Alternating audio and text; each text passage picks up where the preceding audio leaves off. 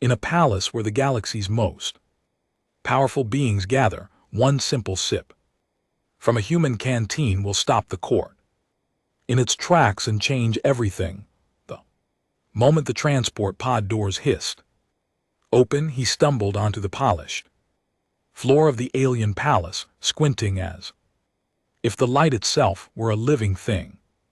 Teasing his human eyes, he had imagined grand halls before, sure, in textbooks, holovids, and the occasional overdramatic dream after staring too long at star charts, but nothing had prepared him for this. Columns taller than skyscrapers spiraled toward a ceiling that seemed to pulse with a slow breathing light. The walls shimmered in colors he didn't have names for, and a subtle vibration ran through the floor that tickled his feet in an almost musical way.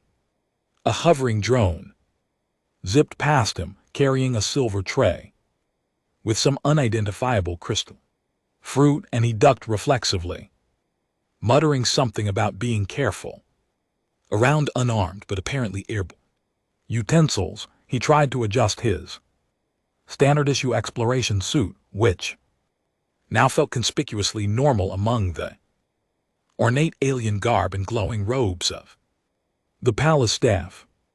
Each step made a soft echoing chime, as though the building itself were amused by his human presence. He could feel eyes on him, not just the countless pairs of alien eyes, some vertical, some spiraled like ribbons, some glowing faintly like distant stars, but the weight of protocol pressing in a physical sense, like invisible hands patting him with expectations he didn't understand.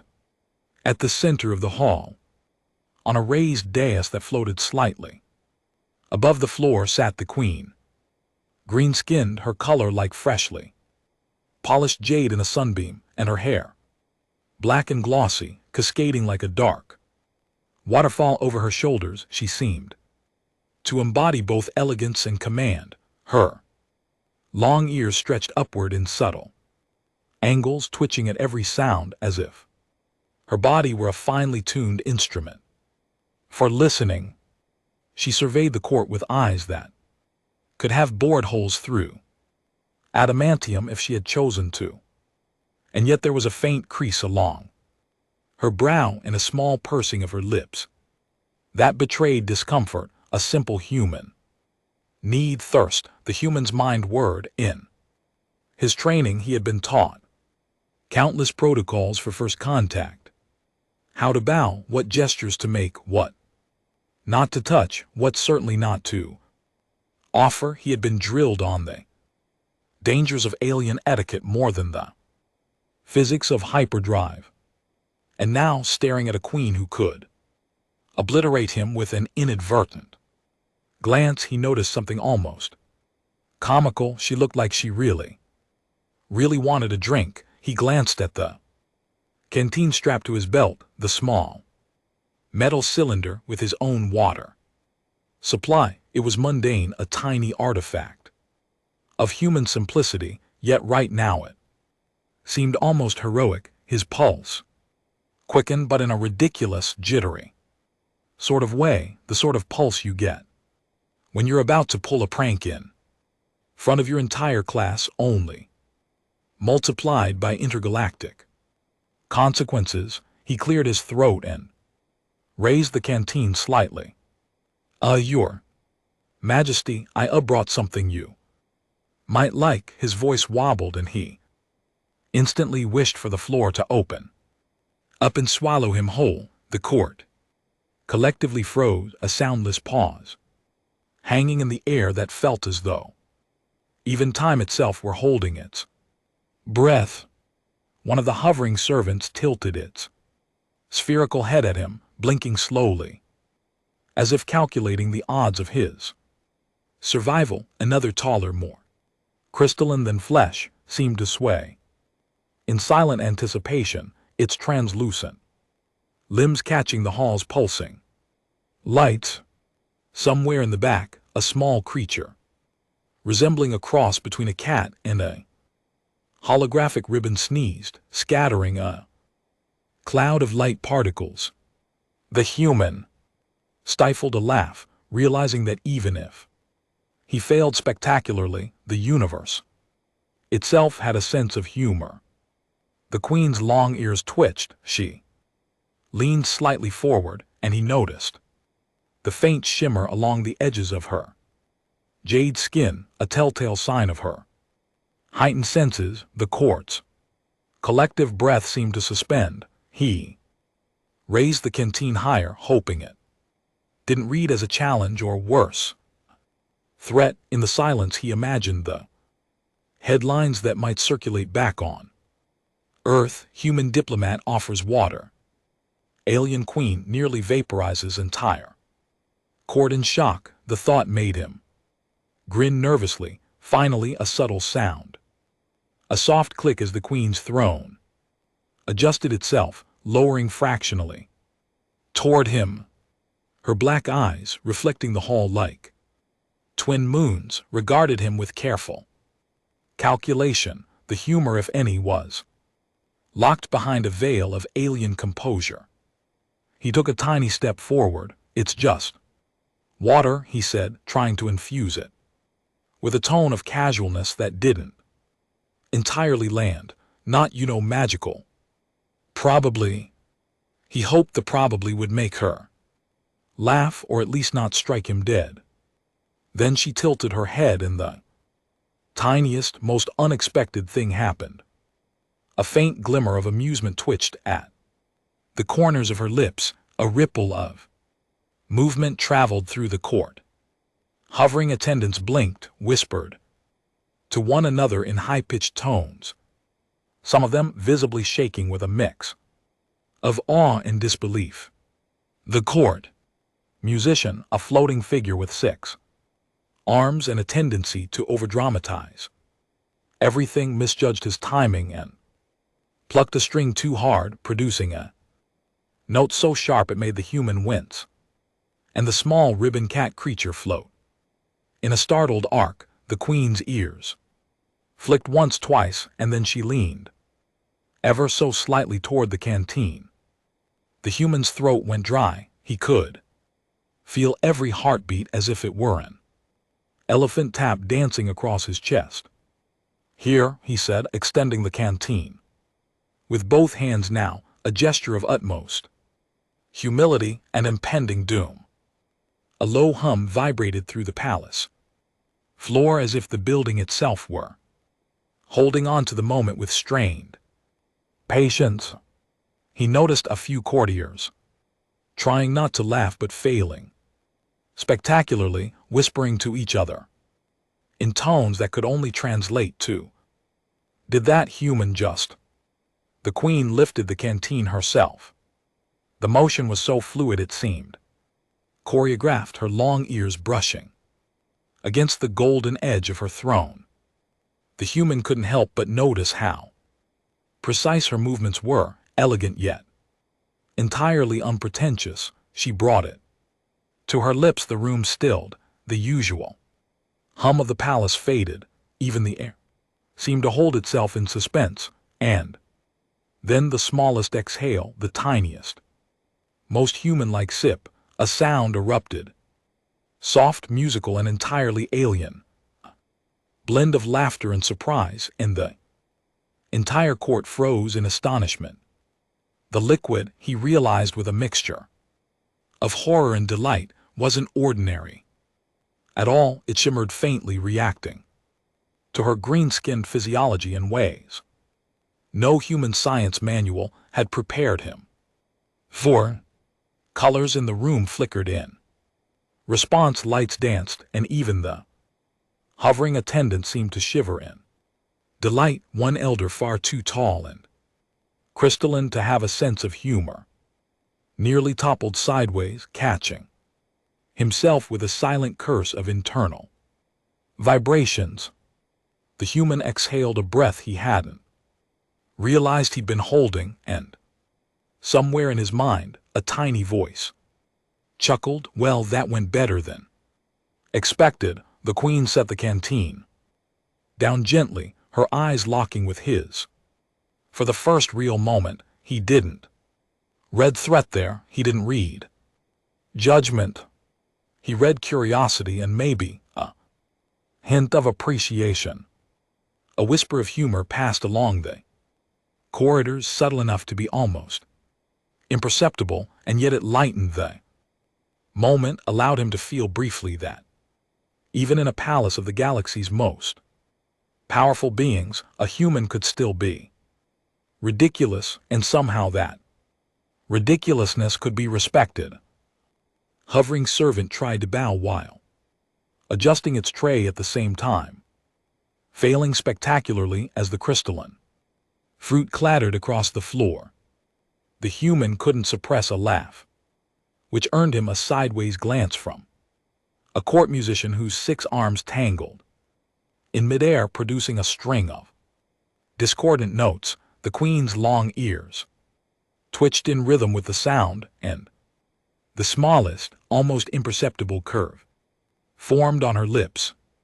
That curve was enough to tell the human that his presence, his awkwardness, and yes, his humor mattered in ways he was only beginning to understand. And so, amid the opulent lights, floating courtiers, and vibrating floors of a palace far from Earth, a single human stood, slightly off balance, slightly terrified, and entirely aware that one small gesture, one sip, one laugh, one glimmer of shared humanity had begun to shift the course of the room, and perhaps in ways unimaginable, the galaxy itself. The sound of laughter, muted and careful, threaded through the hall. Even the ribbon cat creature, floating gently above a spilled shimmer of holographic fruit, seemed to snicker. It was, in every sense, the beginning of something extraordinary.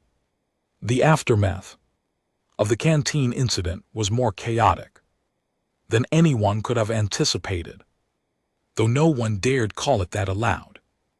The court seemed to vibrate with unspoken energy, a mix of disbelief, curiosity, and the faintest tint of amusement. Every eye that could hover or swivel in multiple directions was glued to the human, who now found himself awkwardly repositioning his weight from one foot to the other, pretending to study the floor tiles as if he had just discovered some microcosmic pattern no one else could see. He didn't not really the floor, despite its mesmerizing iridescence, was just a floor, but pretending to inspect it allowed him to avoid direct eye contact with the queen, whose green gaze now seemed both amused and calculating, like a chess master who had just noticed her opponent was uncomfortably humming to themselves.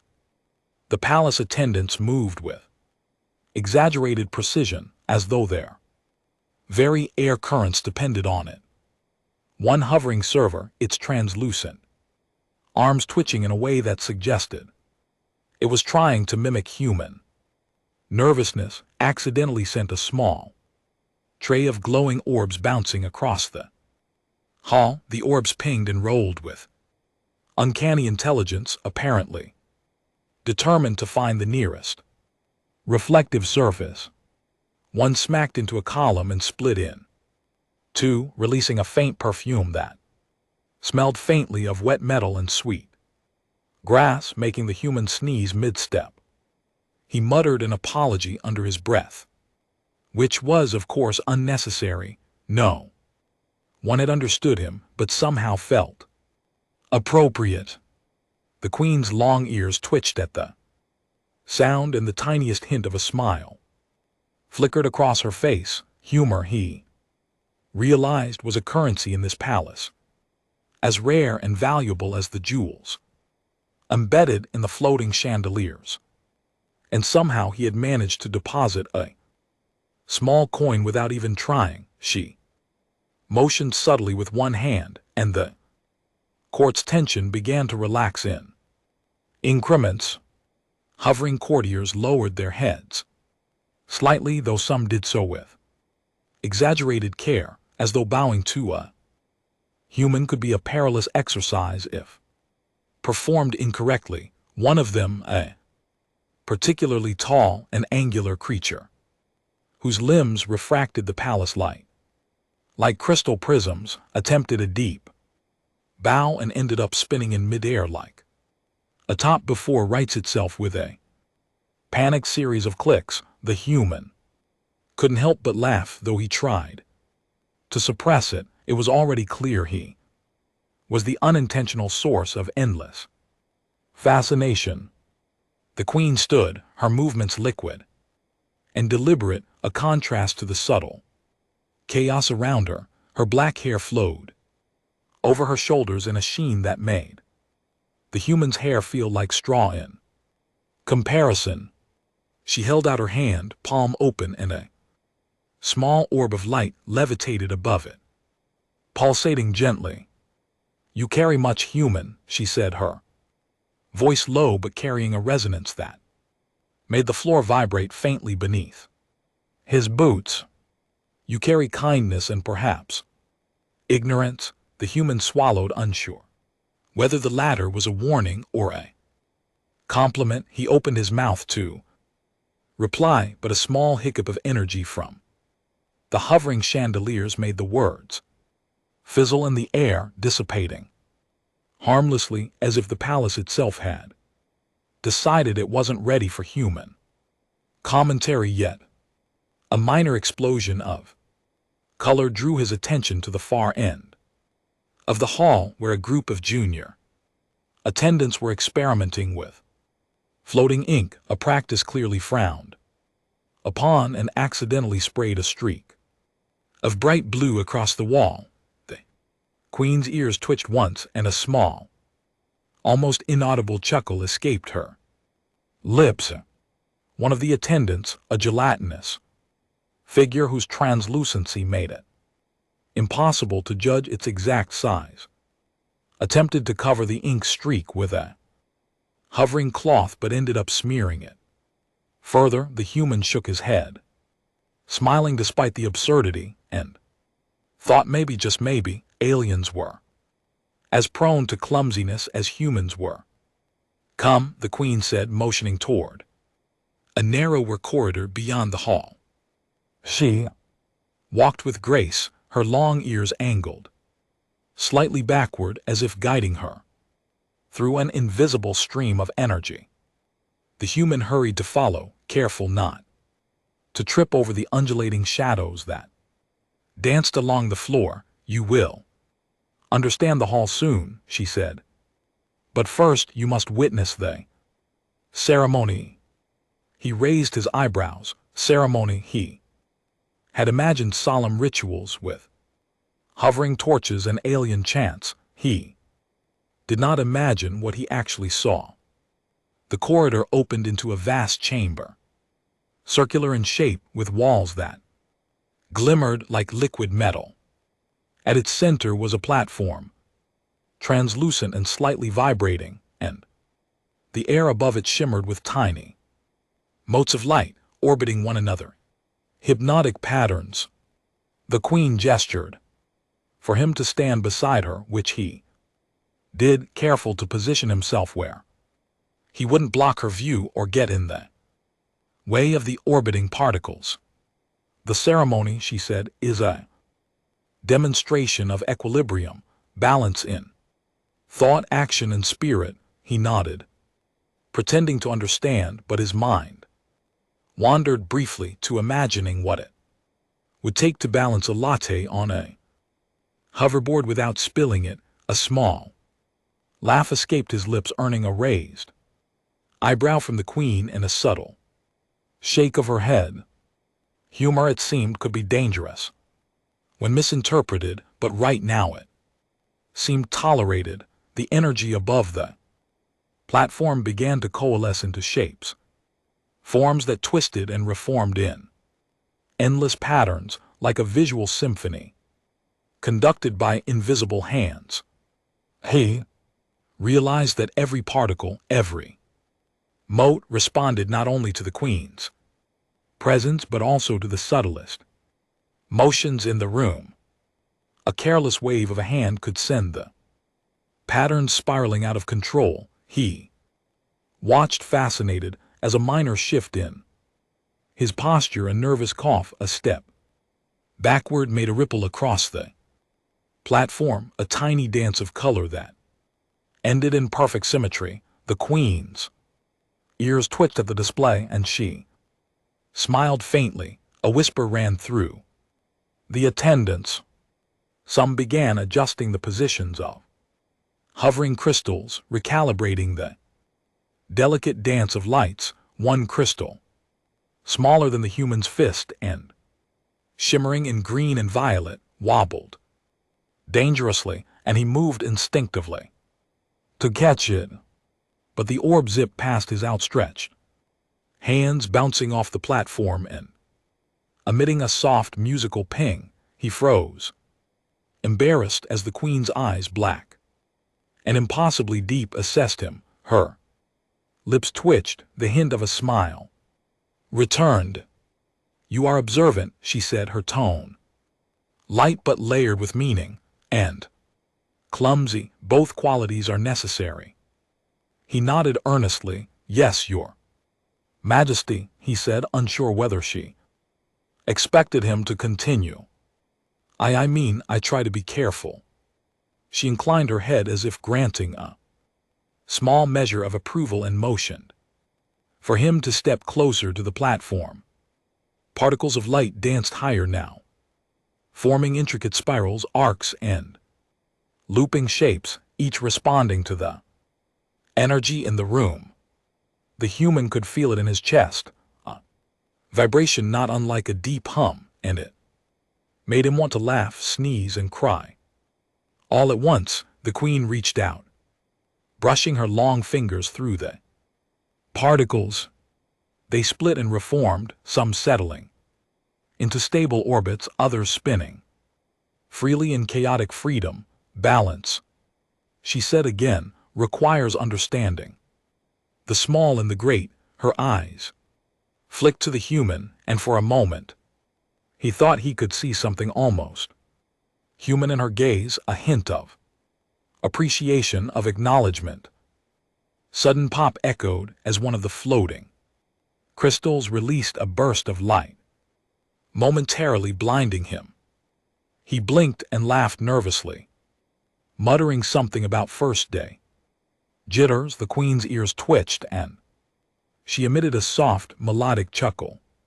"Humor," she said, "is a stabilizer when used wisely." He nodded, grinning.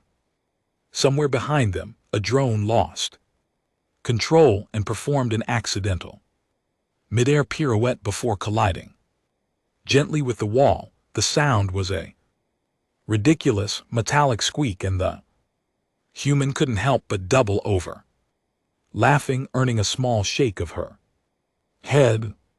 The ceremony continued, particles weaving patterns that seemed to tell stories of the galaxy's past, present, and possibilities yet to come. Each step the human took affected the pattern subtly, and each reaction from him, laugh, a cough, a hesitant movement, elicited a response from the energy around them. He realized that he had become an unintentional participant, a small human variable in a dance of cosmic significance. The queen watched him carefully, sometimes guiding, sometimes observing, her long ears twitching at every unexpected sound, at every ripple of humor that escaped him. By the end of the ceremony, the human was exhausted, his mind spinning from both the spectacle and the endless subtle adjustments he had to make just to survive the attention. Yet he felt a strange warmth, a sense of inclusion, something vast and incomprehensible. He looked at the queen, and she nodded faintly, a small, almost imperceptible curve of her lips confirming that his presence had mattered, that his humor, awkward though it was, had not gone unnoticed. As they left the chamber, he caught a glimpse of the court murmuring. Among themselves, some shaking their heads in disbelief, others chuckling. Quietly, the incident with the canteen, the ripple of particles, his laughter, it was all a story in the making. One human, small, awkward, and thoroughly ridiculous, had managed to leave an imprint on a court that had endured millennia. He realized with a mixture of relief and awe that perhaps even in a galaxy of incomprehensible grandeur, the simplest acts and the smallest laughs could carry enormous weight, and somewhere above them, a hovering chandelier shivered, one crystal dislodging slightly, causing a soft cascade of light that made him step back and trip over nothing at all. He laughed again, and she laughed with him, and the world in that moment felt both impossibly large and surprisingly intimate. The next morning, the palace stirred with a quiet intensity, the sort that suggested the universe itself had paused briefly, then exhaled, curious to see what would happen next. The human awoke in the guest chambers, comfortable though nothing like the extravagant furnishings in the main hall, and realized he had dreamed in a language he didn't understand, a tapestry of light, sound, and color that left his brain buzzing and his chest tight with a strange, indescribable exhilaration. He stretched, still half terrified he would wake to find the entire palace floating into another dimension because he'd moved the wrong way yesterday. A small chuckle escaped him, and he noticed that even that little laugh, small as it was, felt different now. Less fearful, more present. By the time he reached the main hall, the queen was already there, her long ears twitching slightly in the soft morning light filtering through the luminescent panels. She was seated, her posture relaxed in a way that suggested she had already processed the human's significance, not as a mere visitor but as a participant in the intricate choreography of palace life around her. Attendants floated, whispered, adjusted, or otherwise prepared for what he guessed must be the day's formalities. But today there was a subtle air of expectation that wasn't rigid or threatening. It was playful, almost conspiratorial. Someone had evidently left a holographic joke taped to one of the columns. A tiny stick figure dancing atop a hovering orb, and even the queen's ears twitched at the absurdity, though her expression remained carefully neutral. "You have slept well," she said without preamble, and the human nodded, though the words, "Yes, Your Majesty," sounded far too formal for the warmth he felt radiating from her presence. She held out her hand, and a small orb of energy levitated into his palm. It pulsed lightly, like a heartbeat in his grip, and he realized that the palace itself had learned to trust him, or at least to acknowledge him as more than an accidental anomaly. "You have learned quickly," she continued. "Even the smallest actions carry power when applied with attention and humility." He swallowed, the lesson not lost on him.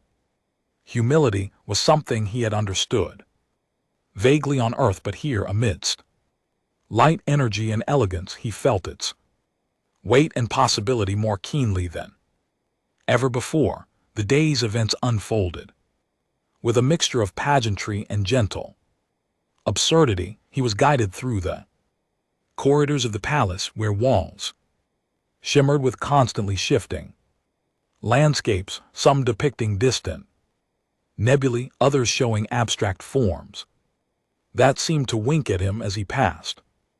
A small group of junior attendants attempted to mimic his human gait, which resulted in a hilarious series of wobbling stumbles and sideways drifts. He found himself laughing outright, a sound that carried and bounced off the walls, earning a faint smile from the queen. She had begun, over the course of these few days, to appreciate his humor, not as a novelty, but as a stabilizing force, a reminder that even in a court of unimaginable complexity, a touch of levity could shift atmospheres. At one point he was brought to a balcony overlooking a vast alien city, towers glowing in colors unfamiliar and alive, streams of energy like rivers in the sky. Hovering vehicles passed below, their paths choreographed in patterns that suggested intelligence and artistry rather than mere function. The queen stood beside him, long ears angled backward in contemplation, and she spoke softly. Every choice sends ripples. Human, what you offered the court was small, yet its effect has been disproportionate. He grinned, feeling the truth in her words. He had intended nothing monumental. He had simply acted, guided by empathy, by attentiveness to someone's basic need, and yet the effect had been transformative, not just for him but for the court, for the palace, for the subtle flow of energy and attention that governed life here. Later in the ceremonial hall, he witnessed the queen engage in a demonstration of what she called equilibrium.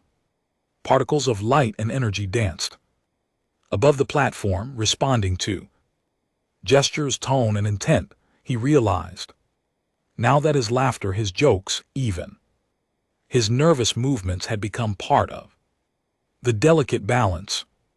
He contributed in small ways, stepping too far or too close at times, inadvertently creating tiny chaos that the court then corrected with delicate precision. He laughed again, apologizing in half-formed human words, and the queen's ears twitched at words as if acknowledging that perfection was neither expected nor desired. The human's growth was subtle, imperceptible in any immediate way, but undeniable. He moved with more awareness, not just of his own presence, but of the resonance his actions had on others. He had learned to balance attentiveness with humor, seriousness with humility. The palace no longer seemed a labyrinth designed to intimidate him. It felt like a living entity, responding to every gesture, every thought, every laugh. He understood finally that he had earned a place here, not as a subject, not as a novelty, but as a participant. The climax of the day came unexpectedly.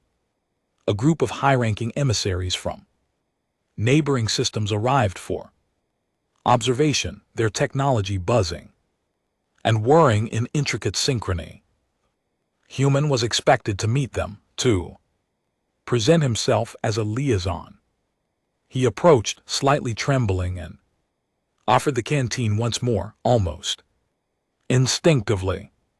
The queen's eyes flicked to him, and the corner of her mouth curved into a faint, knowing smile. The emissaries regarded him, expecting ceremony and formalities, but instead they were offered a small, simple human gesture, a sip of water that carried with it the subtle power of trust, humility, and attentiveness. Their reactions ranged from bewilderment to admiration, some even chuckling at the absurdity of a human being so daring in simplicity.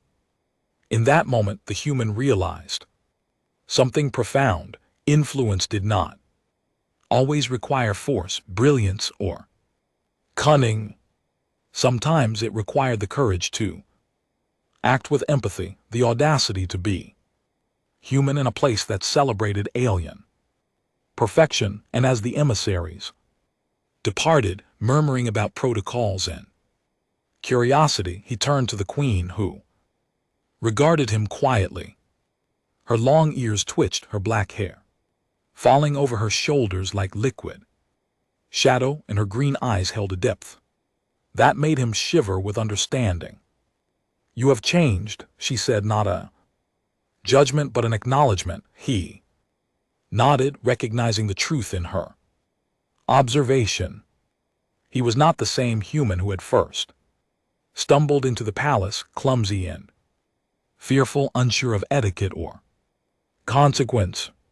He had grown not just in courage but in perception and humor, the subtle art of interaction that transcended language, culture, and species. He had learned to navigate absurdity without losing dignity, to act with empathy without overthinking, and to find laughter in moments that could have been terrifying as the sun or whatever celestial body cast the shimmering light onto the palace, shifted across the sky. The human walked with the queen back through the halls. Hovering attendants adjusted in his presence. Minor accidents happened that elicited small chuckles, and even the palace itself seemed to pulse more gently, as though approving of the harmony that had settled. He glanced at the floating crystals, the dancing lights, the subtle chaos corrected by careful hands, and realized that life, even in its most alien form, was not unlike human life, unpredictable, often humorous, occasionally messy, but full of moments where a single gesture could ripple outward in ways unimaginable. The queen stopped at the edge of the main hall, her long ears twitching slightly, and offered a small nod. He understood the gesture perfectly. It was permission, acknowledgement, and quiet gratitude all at once. He smiled, a full, unself-conscious human smile, and felt a sense of closure that was both simple and profound. He had entered the palace as an outsider, a curious observer, and through small acts of attentiveness, humor, and courage, he had left as someone woven into the tapestry of its life. A final ripple of laughter passed through the room, this time from the human, from the queen, from hovering attendants, from creatures small and strange, and it was a sound that carried weight, warmth, and possibility. Somewhere a crystal chimed. The particles above the ceremonial platform shimmered in harmony, and the palace seemed to hum a quiet, satisfied note. The human realized finally that even the vastness of the galaxy, even in the complexity of alien hierarchies, the simplest gestures mattered most. Empathy, humor, attentiveness, they were not just human traits, but universal tools for connection. As he turned to leave the hall, he paused briefly, looking back at the queen. Her gaze met his, a silent promise that this was not the end, but the culmination of a journey he had begun, almost by accident, and for the first time since arriving, he felt fully present, fully alive, and fully at peace with the knowledge that one small act